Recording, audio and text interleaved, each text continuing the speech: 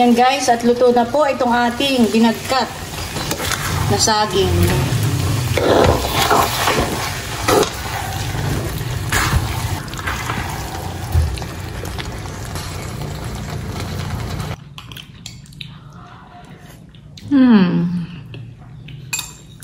Sarap.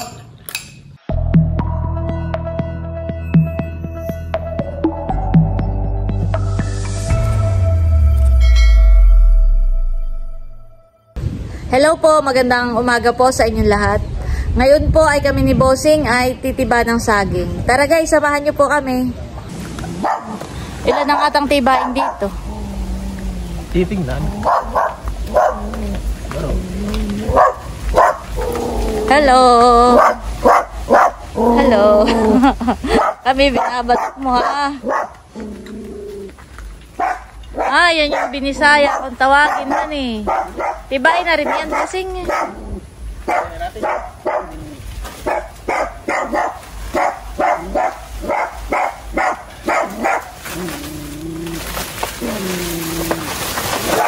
Uy, mataba na nga, honey. Ganyan po ang itsura. Sa iba daw ay ang tawag nila ay binikol. Pero dito po sa amin, ang tawag po namin dito ay binisaya. Nililinis lang ako ni Bossing yung yung pinagtibaan. At dito po ay talagang grabe ang bunga lagi. Lagi pong maraming bunga.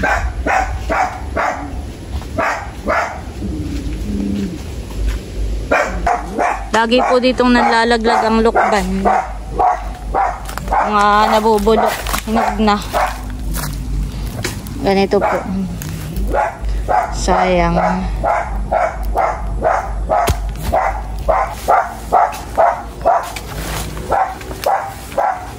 Ito pong mga gabi dito, ito po hindi itinanim. Ito po ay kusa lang pong tumubo dito. Bossing makikimapagsakan din yan.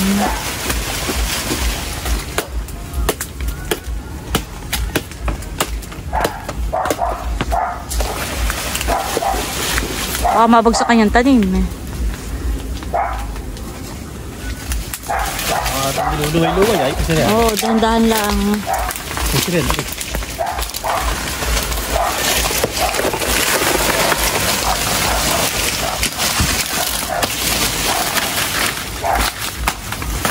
Pala'y maliit na buwig langan eh.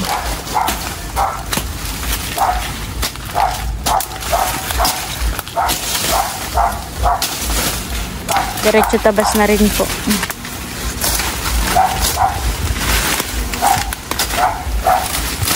Ito man din na yung talbos nito. Yung ganito talbos nito. Ay ito nilalagay namin noon sa bote. Bote na may tubig. Hindi sa flower base? Oo, flower base. Tapos hindi siya na kahit matagal ay hindi siya na nalalanta. Basta nakababad lang po siya sa tubig.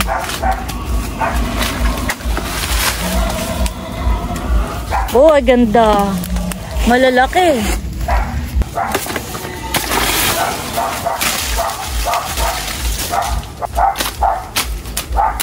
Yung mga painog. Mga puno po ng painog. Saan pa?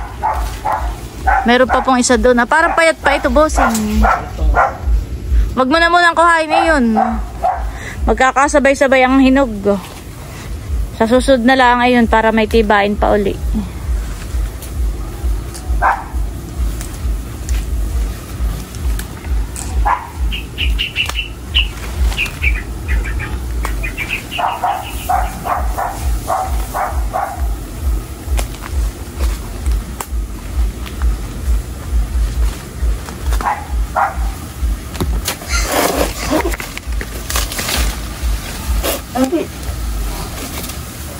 Nasa gitna ito, honey.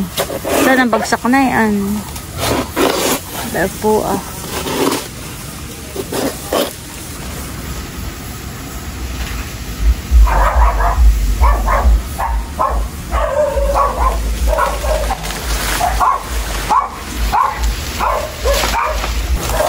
Kinakain na ng ibon.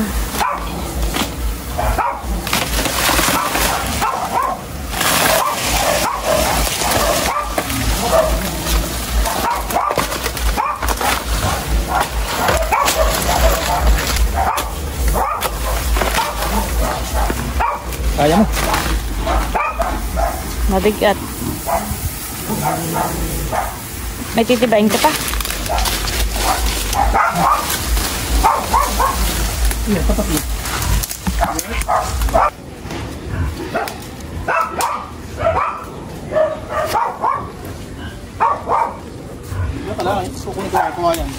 Kukuha po si Bossing ng panungkit para masungkit po namin yung puso.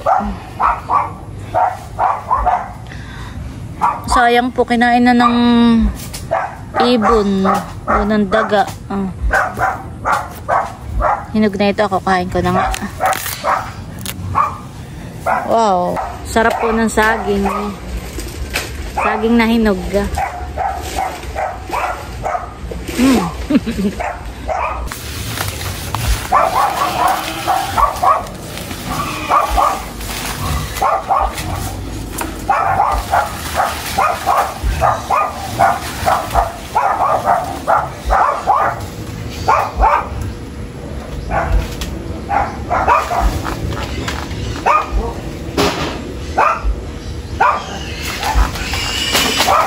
Sak. Okay na.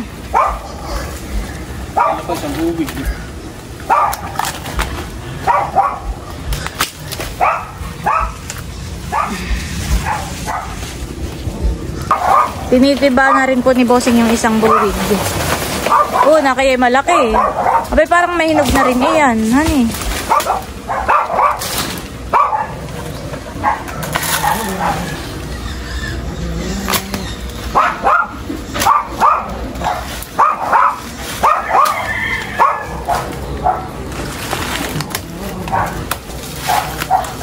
Huwag na kaya.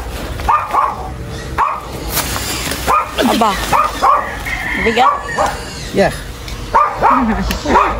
Uy, may kain na rin yan. May kain na rin ng kawan. Hayop.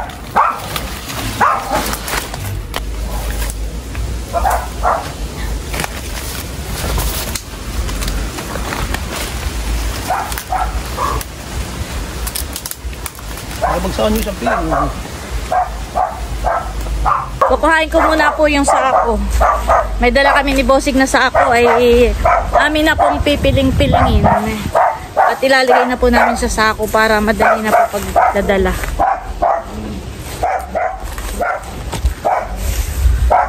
Meron pong puso ulit ng saging kaso hindi pa po puspos.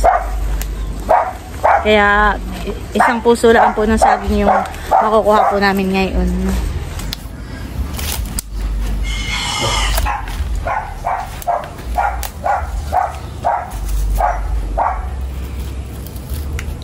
Ilang sako ang dala mo? Isa.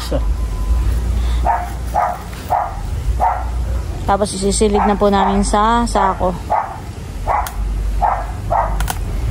Sayang yung isang piling. Bakit ka naman?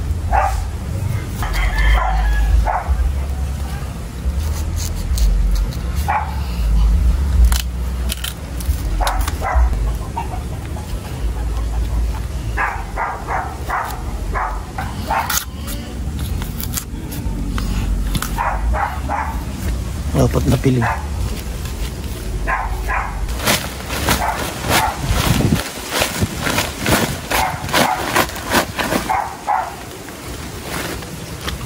Sisilid na po ni Bossing sa sako.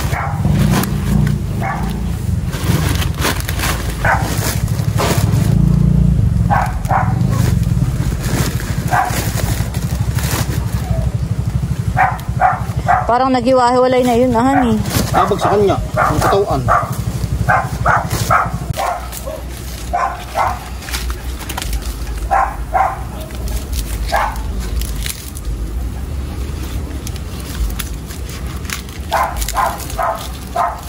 Akin at ako magdadala na yan.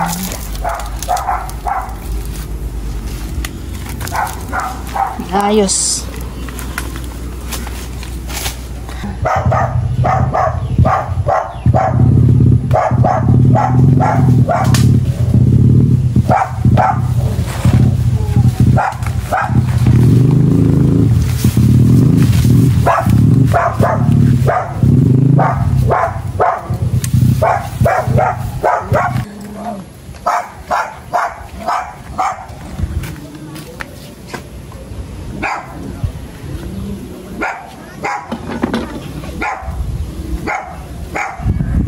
Mabuwal yung atang motor. Ito sabi may papangin. Tao po. Ano ilan? Saging. Thank you. Welcome. Kami tumibala dito. Thank you ha. Oo. Nakasakay na po yung aming saging. Hawakan ko. Ho! Oh, kaya natin yan.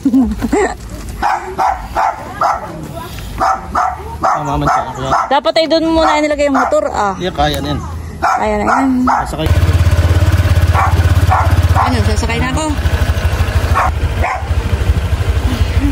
Uy, sasakay na ako.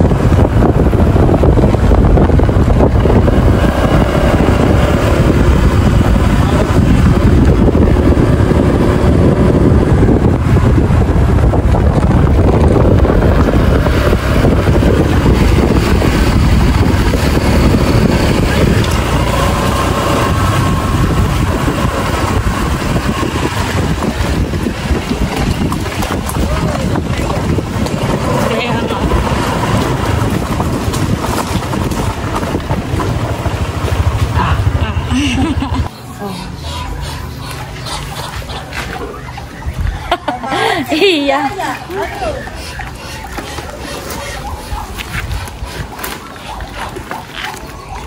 Buhatin ng partidahin. Namantsahan bossing ang iyong motor. Nadagtaan. Mahinot ng bilisaya. Ganda ng bilisaya. Hinahingi ko pa yung dalawang piling ko. Pa yung tulundol. Ha, tiyangin mo. Pa yung tulundol.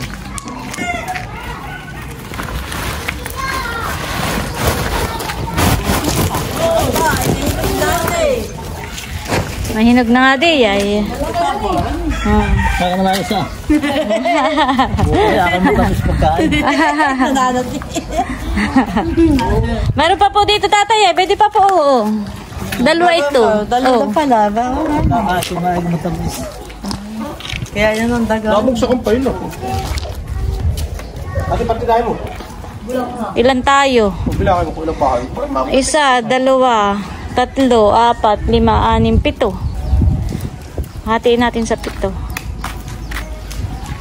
Ay, kaya sinuli na isang pilay. Huwag na yung hawakan mo yung doon sa may tangkay. Ay, ito may isang piling ah. Pinapartida na po ni Ate Huya sa pito. Tapos pinipilig na rin po ni Bossing yung isa. Nakinihiwatan ito. Ayaw kainin ng daga. Ng daga. Puro napapaklahan. Sayang na yun. Ay, nabagsak ka ng patawang putang. Nalaktaw na yun. Ito pa din sa sapat. Ano may arepa? Ano may hinog?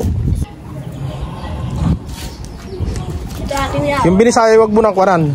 Yan yung nalang bangkatin. Bagkatin na lang ninyo. Ay, sige. Yan yung pahilag-hilag ako sa kanyang bangkatin. Dahil pagkabangan lang ako pala. Ito isa, wala. Wala pa nga eh. Ayan. Abay, itas mo. Bibibihin yan. Ikaw po ng tumbler natin. Patatagtaan. Diyan, sa timba. Timba, sa tumbler. Mga na ito lang. Kuha na kayo. Ano kayo? Amilaya na. Masya kayo ito. Para ito. So Ate Huya, kuha na rin. Ay, kay Itip ito ah. Sino tao sa kanila? Ay, ito kanina ito. Udang. Ito ako na itit. Dadalhin ko doon. Ano nga, ipaipabang mo nga ito. Dadalhin ko ka na itit. Wala papayugit, wala anak ko.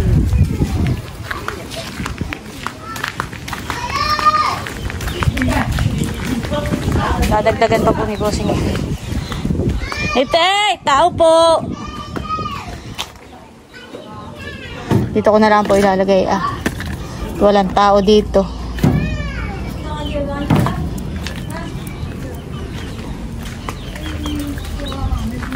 Hindi naman dalila. Dapat sa katawaan ng saging. Dito ko nalalagay ang kisa. Ta, ini ang ate. Sige. Tapos ito yung atin ang lulutuin na. Babagkatin na lang natin itong binisaya. Ako po ay magtatalop ng mga saging at ako po ay magluluto ng binagkat. Ang lulutuin ko po ay saging na, ito po yung binisaya. Pero yung saging na saba ay pwede rin pong gawaing binagkat. Tsaka yung kamoting kahoy, pwede rin pong gawaing binagkat. Ay yung saging na saba nga po ay pinagtida na namin. Kaya itong binisaya na lang pong saging ang aking lulutuin na binagkat para may merienda. Madagta po itong saging. Kaya ako po naglagay ng mantika sa aking kamay. Hinaplasan ko po muna ng mantika. Pati po itong kutsilyo para yung dagta po niya hindi po dumikit. Yan po at katulong natin sa Ate Huya sa pagtatalop ng saging. At ako naman po ay maghihilis-hilis na nitong saging. Wala, parang paminta. May butuhan eh. Patay niya. Siya nga honey, parang paminta. Oh, ay may buto nga honey. May buto ta. Parang buto ng kapaya ito eh. Tatanggalin po natin yung buto. Ihiwain lang po natin ng pahaba. Kapag magluluto po kayo ng saging na sabay, ganito rin po ang hiwa. Tsaka ng kamoting kahoy. Pahaba din po. Abay, mabuto. Natatamaan. Paghihiwa. Yan po at si Bossing ay nagtatapas na ng niyog na gagamitin po namin sa napanggata doon sa ating lulutuin binagkat.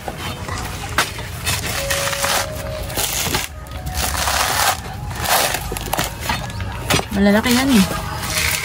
Tama na yung dalawa. Isang kawali lang man lulutuin ko. Kakayo din mo na. Hindi, sa ate Huya to.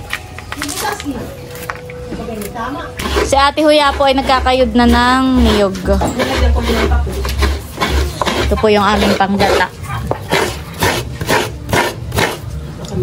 Matayos man din yung sabaw na ito. Kala ko yung bulok. Abay, tamis. Ito na po yung niyog na kinayod po ni Ate Huya. At ito po gagatain ko na. Una at pangalawang gata. Dalawang beses po natin itong gagatain. Una po ay yung liputok o yung kakanggata. Tapos ay gagatain pa ulit natin ang pangalawang gata.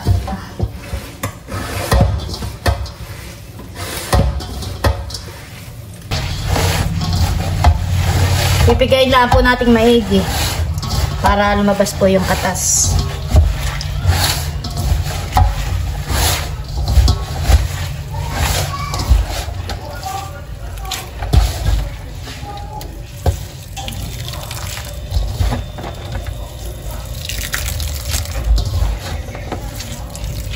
Yan po at nakahanda na po itong ating lulutuing binagkat.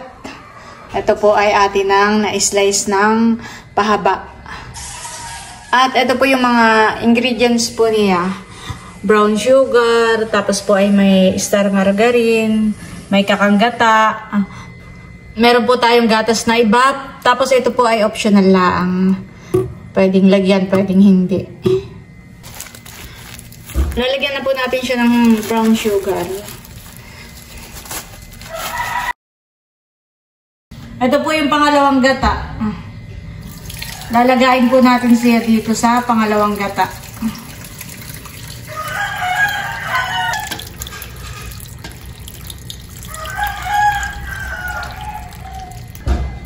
Lagyan lang po natin ng kaunting asin para kumagat po yung tamis. Pahaluin lang po natin. Isinasabay na rin po natin yung asukal sa pagpapakulo nitong ating saging para po maano po siya, makunat. Tatakpan muna po natin. A few minutes later. Ayan po at kuluan na ang ating sinaklang. Pahaluin po ulit natin. Ito pong saging na binisaya ay medyo matigas po siya kumpara sa saging na saba. Kaya ito po ay yung pangalawang gata niya ay medyo madami para maluto po siya ng kumbaga malaga ng lagang-laga. Pero kapag yung saging na saba po ang gagamitin ninyo, ay okay lang po na hindi ganito kadami yung sabaw. Tansyahan na lang po sa sa sabaw, sa pangalawang gata. Basta ang importante po dito ay maluto ng lutong-luto ang saging. Tatakpan lang po ulit natin para maluto at lumambot itong ating saging na binisaya. 12 seconds later. Ayan po, at kapag ganitong naigahan na po ng sabaw, tapos ay tinikman ko na po ito, ay malambot na po siya. Kumbaga ay luto na po yung saging. Ay ilalagay ko na po itong kakanggata.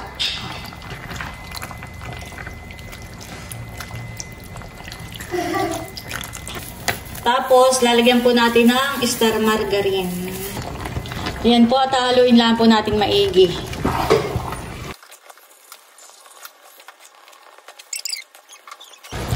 Lalagyan na rin po natin ng gatas. Ito po ay gatas na malapnaw.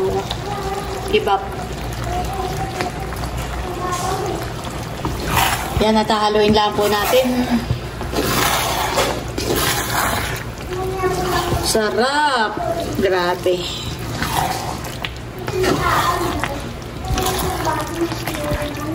Ay iga-igahan lang po natin at masabaw pa. Pero nasa inyo po, kung gusto niyo ng may sabaw, ay pwede na rin pong ahunin at ito po'y luto na. Kaya lang ay gusto ko po ay iga. Yung walang sabaw na ganito Kaya paigahan ko pa po ito. At hahalo-haluin ko lang po para hindi po matuok. Hindi magtutong yung ilalim. Bali, ito po ay luto na. Pinapaigahan ko na nga lang po ng kaunti. Ito po ay number 1 meriendahin dito sa amin. Dito sa amin sa Infanta at General na Carro. Talagang pag may handaan po, birthday yan, o kahit anong okasyon po, ay talagang hindi mawawala ang binagkat. Binagkat na saging, binagkat na kamote. Parehas lang po ng proseso ng pagluluto kapag kamote o saging saba. Ganito lang din po ang proseso.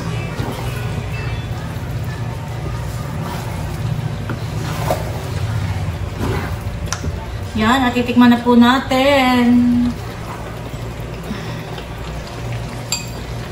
Titikman na po natin. Mainit pa.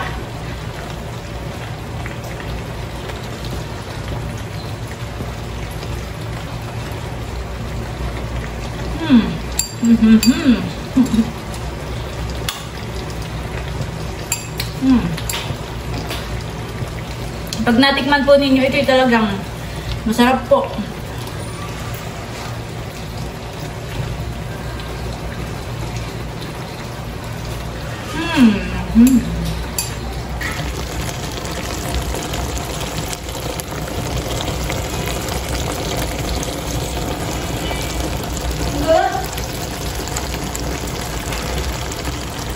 Ayan po si Camilot at babawas na daw. May igahan pa po yung gusto ko yung may sabaw-sabaw. Ah, Para may higupin. Dito na naman po ito, mama. oo. Akin nga lang ang pinapaigahan ng kaunti. Parang yung saging na ganito po, parang galianghan eh. Kapag niluto. Sarap po. Tamang-tamang merienda. Baka po mamamatok pa. Parang naiigahan na naman po. Ayan guys, at luto na po itong ating binagkat na saging.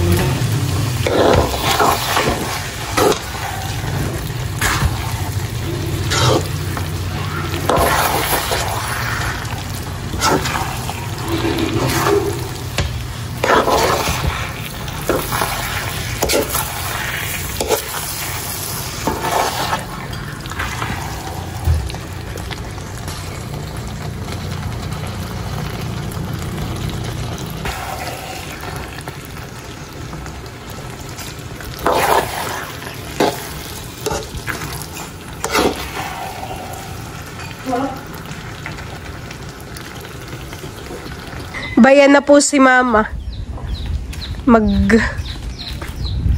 Kaya tita Huya.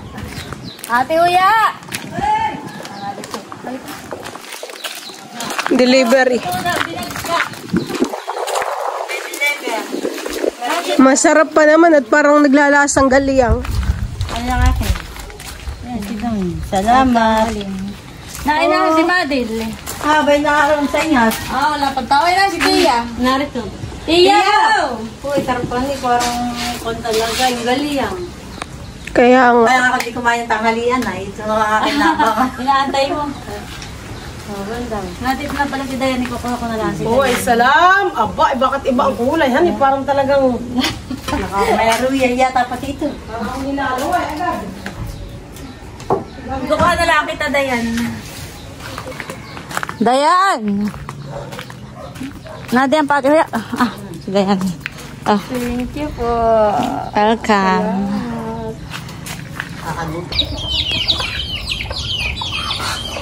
Ayan po at kagulo na sa sapal ng niyog ang mga bibi at manok. Yan po yung pinaggataan natin.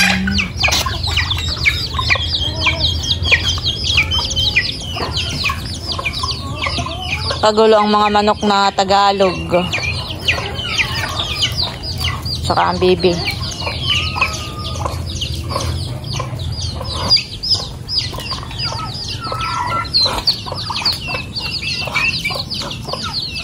Merienda po tayo. Sarap. Sarap. Ganito po ang number 1 meriendahin dito sa amin, honey. Dito po sa aming bayan. Talagang pag may mga okasyon po, birthday yan, hindi mawawala ang binagkat. Saktong-sakto lang po yung tamis niya. Naglagay ka pa po ng asukal. Kaunti lang. Sarap. Mas creamy po kapag may gatahan. Tsaka may gatas. At tsaka ito po ay mas masarap kapag lumamig. Yung malamig na. Tsaka hindi po siya panisin. Kahit hanggang bukas ay hindi siya mapapanis. Sarap. Parang galiang. Kaya nga. Anong kahapon? Ay, ano po? Ay nagbabasa ako ng mga sa comment section. Ay merong nag-comment na sabi, Tinils, paano po magluto ng binagkat na saging? Ay tama, nung mabasa ko sabi ko, ay tamang-tama ako magluluto ng binagkat. May tibain po tayong saging. Kaya yun, shout out po sa inyo. Ayan, ganito po ang pagluluto ng binagkat na saging. Sa kamote, ganito rin po ang proseso. Ayan po at bali, hanggang dito na lamang muna po ulit itong aking vlog. At muli, maraming salamat po ulit sa inyong lahat sa walang sawang pagsupport at panonood. Mag-ingat po tayo palagi at God bless po sa inyong lahat. Bye-bye!